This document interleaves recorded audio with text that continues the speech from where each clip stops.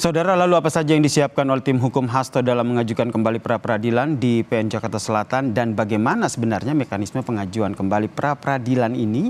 Kita bahas bersama dengan tim hukum PD Perjuangan, Mas Joel Tobing dan juga pakar hukum pidana, Mas Abdul Fikar Hajar yang telah bergabung bersama kami di Kompas Petang. Salam sehat semuanya. Saya ke Mas Joy dulu. Mas Joy, ini diajukan kembali pra-peradilan seperti yang tadi disampaikan oleh rekan Anda, Roni Talapesi. Apa saja nih materi yang sudah disiapkan? Ya, jadi memang betul, Mas. Begitu keputusan kemarin hari Kamis, maka Jumatnya besoknya langsung kami ajukan kembali permohonan pra peradilan di Jakarta Selatan. Jadi ada dua hal yang menjadi poin penting pada keputusan itu, karena alasan tidak diterimanya permohonan pra peradilan kami itu karena alasan dari majelis mengatakan bahwa kenapa kok seprindik itu, yang dua seprindik itu digabung menjadi satu permohonan. Oke, maka belum ada masuk ke pemeriksaan materi pokok perkara, masih dalam pembahasan syarat formil, yang seharusnya juga memang itu tidak diatur. Tidak diatur apakah memang ada dua seprindik atau tiga seprindik bisa dimohonkan atau tidak, itu memang tidak ada diatur. Nah, sementara ajas peradilan itu kan katanya ajas peradilan itu harus yang mudah, ringan dan cepat kan gitu ya, sederhana kan gitu. Nah, Berarti jadi ini mengajukan dua pra-peradilan, dua permohonan pra-peradilan, itu apa saja, Mas Joy? ya, sprindik yang 152 itu terhadap perintangan obstruction of justice, 153 itu terhadap suap, ya. Itu yang sudah kita mohonkan, dan sore ini saya monitor memang sudah register di Pengadilan Jakarta Selatan ya. Dua-duanya sudah terregister. Kita sedang menunggu kapan untuk dipanggil ke kita untuk menghadiri persidangan. Ada dua permohonan pra-peradilan yang diajukan, yaitu terkait dengan perintangan penyidikan dan juga kasus suap. Saya ke Mas Abdul. Mas Abdul melihatnya seperti apa nih? Kalau kemarin itu gugatan tidak dapat diterima sehingga akhirnya diajukan kembali pra-peradilan oleh tim hukum Hasto Kristianto ini. Iya, yang harus dimengerti dulu adalah bahwa pra-peradilan itu adalah proses peradilan di luar pokok perkaranya. Jadi aspek formil dari sebuah perkara, ya aspek formil dari sebuah perkara itu ya pemanggilan, penetapan orang sebagai tersangka, ya kemudian penangkapan, penahanan. Nah itu kan aspek formil dari suatu perkara pidana. Belum masuk ke persoalan apakah orang ini bersalah atau tidak, si tersangka itu bersalah atau tidak. Nah karena itu kemudian KUHP atau hukum acara pidana kita menyediakan forum itu, ya, yang kemudian disebut sebagai pra-peradilan.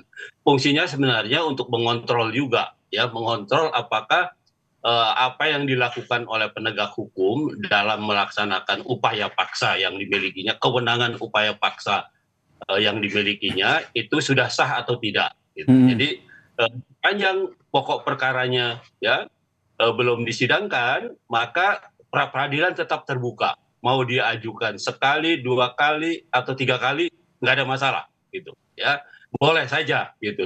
Sepanjang pokok perkaranya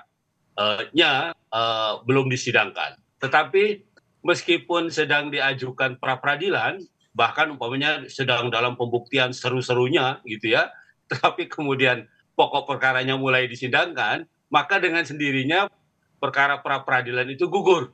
Gitu. Jadi gugur dengan sendirinya karena yang sudah pasti adalah yang disidangkan pokok perkaranya. Begitu, Mas. Bisa diajukan berkali-kali selama pokok perkaranya ini tidak disidangkan, begitu ya?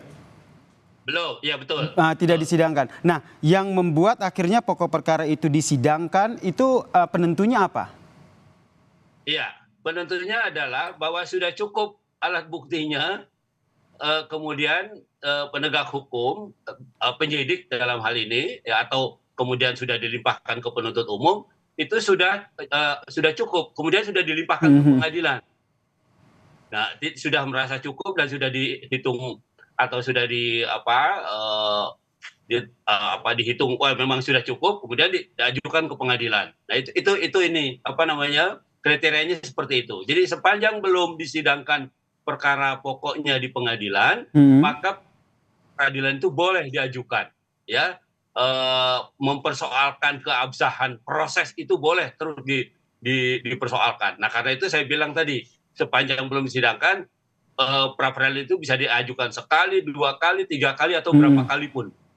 Berarti dengan kata lain ini kuncinya, kartunya dalam tanda kutipnya ada di KPK ya. Jika KPK sudah selesai melakukan penyidikan, kemudian sudah dilimpahkan dan sudah mulai disidangkan, berarti pra peradilan sudah tidak bisa diajukan, begitu ya? Betul, betul. Oke, saya ke Mas Jo. Mas Jo ini punya, kalau kita lihat dari pernyataannya Mas Abdul ini nampaknya waktunya cukup lama ini karena proses penyidikan yang dilakukan di KPK ini juga masih berlangsung begitu. Apakah yang disiapkan untuk pra peradilan untuk 2 gugatan ini?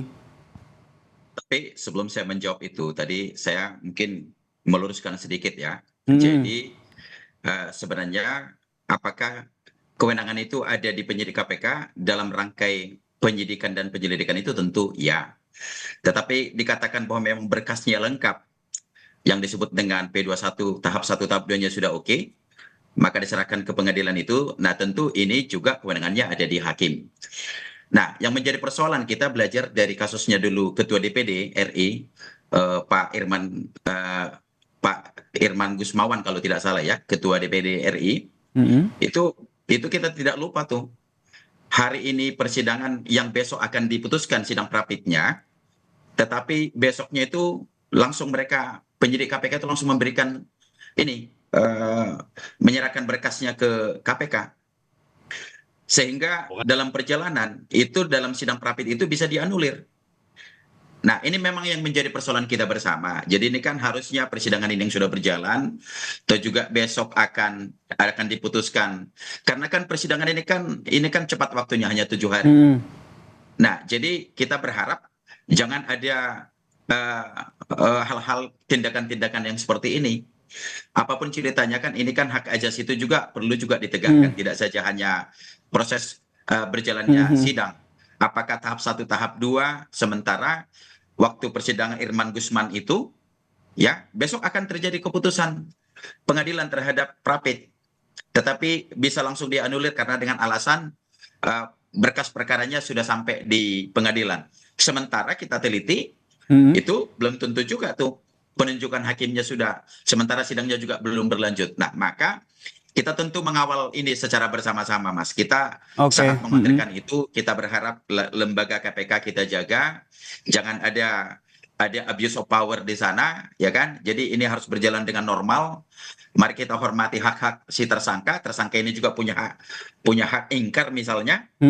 Ya, jadi sepanjang memang persidangan ini masih berjalan, di sana juga hakim belum ditunjuk, ya saya kira harus kita menghormati yang sama. Menghormati hak-hak dari klien Anda, termasuk menghormati hak pra peradilan yang tengah diajukan ya. Ada 2 permohonan begitu. Mas Abdul, kalau ada 2 permohonan yang diajukan di pra peradilan ini, nanti dalam proses sidangnya ini akan seperti apa? Terutama jika apakah ini berpengaruhnya akan seperti apa? Apakah salah satunya dikabulkan akan menggugurkan yang lainnya atau seperti apa nanti? Iya, tergantung pada pengajuan perkaranya. Apakah 2 dakwaan itu disatukan dalam satu perkara, ya, diajukan satu perkara masing-masing. Nah, itu tergantung itu, ya. Nah, kalau KPK kemudian mengajukan 2 perkara sekaligus, ya, 2 perbuatan sekaligus dalam satu perkara dan mengajukannya ke pengadilan, gitu ya. Nah, maka dua pra peradilan itu ya gugur dengan sendirinya, gitu. Nah, lain soal kalau yang diajukan itu masing-masing. Umpamanya perkara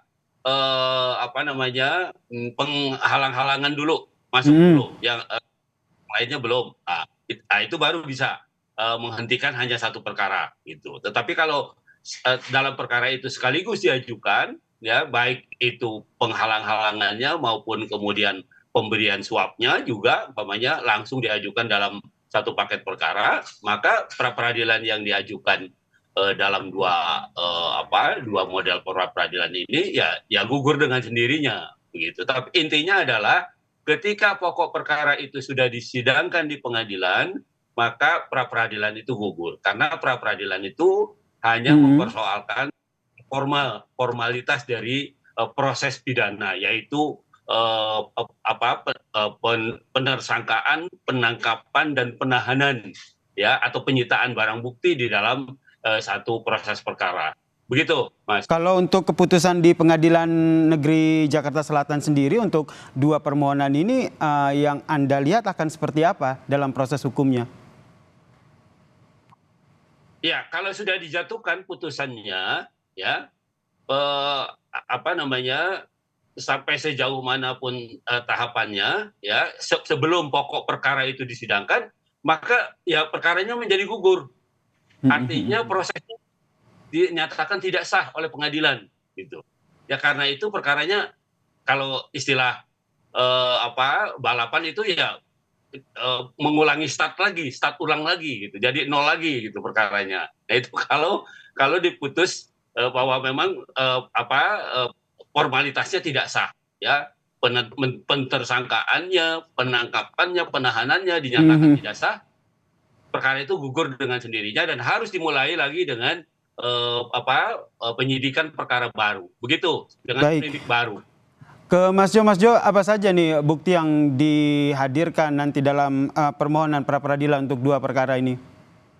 Ya, sebenarnya dalam syarat formil yang sudah kita tetapkan tadi seperti yang disampaikan Pak Abdul Fikar itu kan soal pemanggilan, pemeriksaan, penggeledahan, penyitaan, dan terus ditambah keterangan saksi fakta, ada para ahli, ini kami sudah siapkan. Dan ini sudah kita selesaikan, sudah kita rampungkan semua, dan terkait syarat-syarat formil itu sudah kami nyatakan lengkap, maka sudah kami daftar hari Jumat kemarin. Nah, yang terpenting sih, Mas, adalah yang menjadi himbauan kami dari selaku kuasa hukum, kami memohon kepada penyidik KPK agar bertindak betul-betul profesional kan. Jadi seluruh rangkaian pemeriksaan ini adalah benar, apa adanya, artinya betul-betul memang tidak ada dalam tekanan yang luar biasa melakukan intimidasi kepada siapapun. Itu yang terpenting dulu. Yang kemudian bahwa syarat-syarat seorang tersangka itu kan tentu dalam kapasitas statusnya sebagai tersangka itu pun benar harus diminta diperiksa kembali, dimintain keterangan. Jadi kami bermohon sekiranya seluruh tahapan-tahapan mekanisme yang ada itu terkait dengan mekanisme SOP di KPK itu harus dijalankan dengan baik dan benar. Baik. Jangan ada yang menyimpang dari itu, gitu loh. Misalnya, jangan sampai misalnya mereka limpahkan ini dinyatakan P21 tanpa tidak pernah memeriksa seorang tersangka untuk yang setelah dinyatakan sebagai tersangka. Baik. Nah, ini yang nanti kita nantikan bersama seperti apa sidang pra peradilan yang nanti akan diajukan kembali. Ada dua permohonan yang diajukan di Pengadilan Negeri Jakarta Selatan untuk kasus yang menjerat Sekjen PDIP Hasto Kristianto. Terima kasih kuasa tim hukum dari PD Perjuangan Mas Johannes Tobing dan juga pakar hukum pidana Mas Abdul Fikar Fajar telah bergabung bersama kami di Kompas Petang. Salam sehat semuanya.